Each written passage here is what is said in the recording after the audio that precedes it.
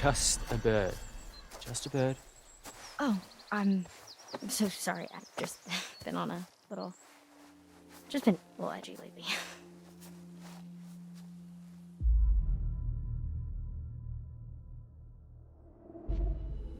Why?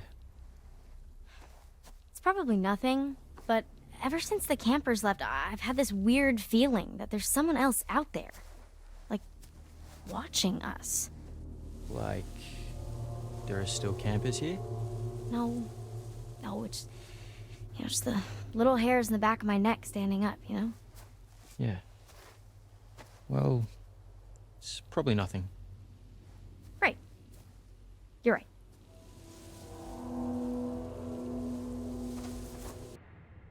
Supermassive Games has a reputation for offering some of the most fun, truly cinematic experiences in gaming. Gaining a lot of fame for Until Dawn and continuing its momentum with the ambitious Dark Pictures Anthology, Supermassive is, in many ways, returning to its roots with The Quarry. We got to spend a couple of hours with the game recently, but now, after having played through the whole thing, we're finally ready to talk about The Quarry. Since The Quarry is primarily a story-centric game, we will be doing our best to keep spoilers to a minimum. The Quarry setting is simple. A group of young adults, camp counselors, have decided to spend one extra night at Hackett's Quarry, a summer camp for kids. After all, the children have left, celebrating the start of their new lives on the verge of adulthood. Something sinister lurks in Hackett's Quarry, however, and things quickly start going horribly wrong for a group of intrepid heroes. Taking turns in playing as each of the characters in the same time frames, letting you experience the story from multiple angles, you'll be working your way through the mystery at Hackett's Quarry, and more importantly, try and survive through the night. It's incredibly easy to compare The Quarry with Until Dawn, since both of the games feature situations for a group of young protagonists, and much like Until Dawn, there's no guarantee that any of the characters in The Quarry will survive the experience. In fact, The Quarry is so open about this fact that it features a movie mode, which allows you to experience the whole game's story as a movie, with you deciding beforehand whether the protagonists survive the events of The Quarry or not. In a departure from its recent Dark Pictures Anthology line of games, Supermassive has decided to focus on a much smaller setting this time around. Hackett's Quarry isn't just one location in a globe-trotting adventure. Rather, the studio wants you to get really intimate with the setting, ultimately being able to understand where everything is, relative to the map. This change to a smaller scope helps The Quarry quite a bit, since a familiar setting becoming alien offers up a much better horror experience than stumbling into a spooky place you don't know anything about. The Quarry isn't hoping to be a seminal work of psychological horror to be compared with genre classics like Silent Hill 2 or Resident Evil. Rather, The Quarry is going for a fun, teenage slasher horror movie vibe. Despite being fully fleshed out characters, all of the protagonists quite easily fall into categories that might feel obvious to anyone who's seen a classic horror film. To that end, The Quarry leaves behind many of the more experimental storytelling attempts made in the Dark Pictures Anthology previously, opting for a simpler story.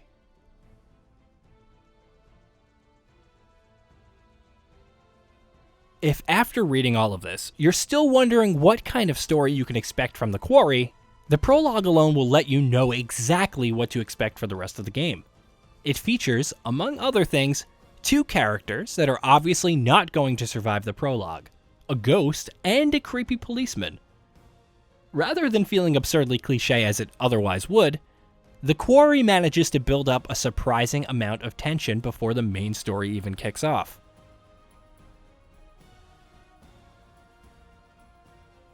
The pacing might feel a bit off, however, as things slow back down right after the prologue, and it isn't until a couple of chapters in where The Quarry starts kicking into high gear, with the central concept of having to survive through a night in a potentially haunted forest filled with monsters and strange hunters. The pacing ends up being quite well done in the long run. It just starts off slower than we would have liked. On the gameplay side of things, if you've played any other game by Supermassive, you'll feel right at home. The Quarry is heavily scripted, and so the interactivity is largely limited. There are a few parts here and there that allow you to explore your surroundings, and you might even have a gun to defend yourself. But these are few and far between. Most of the Quarry is a quiet exploration, contemplation, conversations with other characters, and QuickTime events. Rather than being a lazy game design choice, QuickTime events are the main methods by which the Quarry adds any tension or sense of danger to its situations. These aren't complicated QuickTime events. You'll often have to, for example, dodge a branch as you run through the forest, or catch a gun tossed to you by another character. Thankfully, the timings on the Quarry's QuickTime events are fairly generous. Failure doesn't mean instant death, however. Failing at a QuickTime event is considered as making a choice in the Quarry, and could have consequences down the line.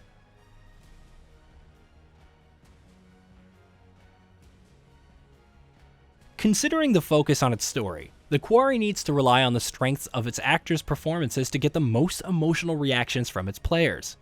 Featuring an all-star cast including former WCW World Heavyweight Champion David Arquette, along with other stars like Ariel Winter, Brenda Song, and Ted Raimi, the Quarry isn't particularly lacking in the acting department. In fact, the actors have had to pull off not only offering facial motion capture, but also convincing voice acting. Fine, you're on. Yeah, boy! Jacob, hand me that gun now. Which brings us to talking about the graphics. It's quite obvious that the style of gameplay Supermassive Games focuses on leaves a lot more options for the graphics department. The Quarry is a gorgeous game, with phenomenal facial and motion capture, as well as great lighting. Thanks to the limited level of interactivity, the art team can focus on creating gorgeous tableaus in just about every scene in the Quarry. It is quite possibly the best looking Supermassive Games release as of date, which is no easy task when you consider how good any game in the Dark Pictures Anthology actually looks.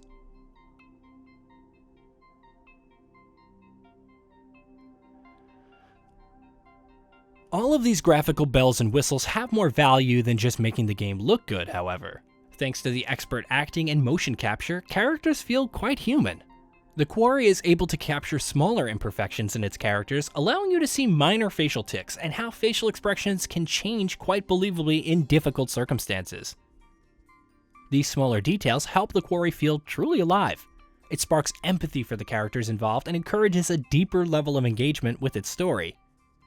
If the characters feel human, you start rooting for them. You want them to make it.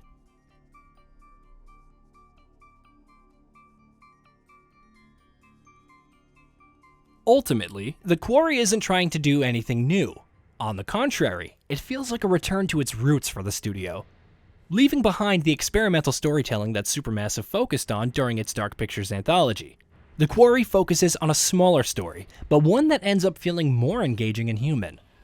Thanks in no small part to phenomenal acting and gorgeous visuals. While its gameplay isn't going to set the world on fire, it does its job in adding the right amount of tension and giving just the right level of interactivity for even non-gamers to have a good time.